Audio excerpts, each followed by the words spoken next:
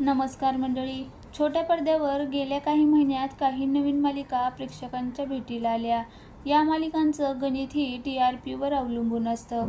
ज्या मालिका प्रेक्षकांची मनं जिंकण्यात यशस्वी ठरल्या त्यांचा TRP चांगला आहे. त्या अनेक वर्ष प्रेक्षकांचं मनोरंजन करतात.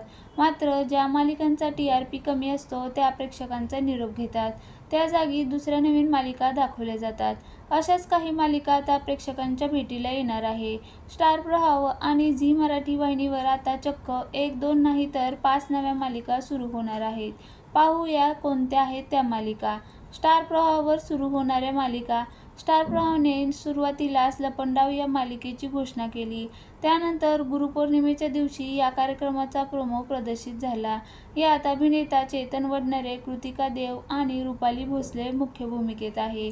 याशिवाय नुकतंच स्टार प्रवाहाने आणखीन एका कथाबाह्य कार्यक्रमाची घोषणा केली आहे. स्टार प्रवाहावर सगळ्यात लोकप्रिय कार्यक्रम पुन्हा येतोय. तो आहे आता होऊ दे धिंगाणा.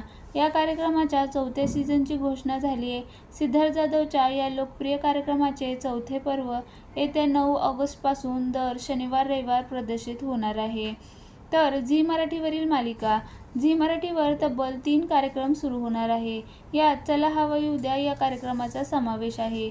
यावेळी हा कार्यक्रम वेगळा असणार आहे. सिद्धार्थच्या या रियालिटी शोची टक्कर झी मराठीच्या सर्वात गाजलेल्या कार्यक्रमाशी होणार आहे. या वाहिनीवर 10 वर्ष गाजलेला चला हवा येऊ द्या हा कार्यक्रम 26 जुलैपासून सुरू होणार आहे.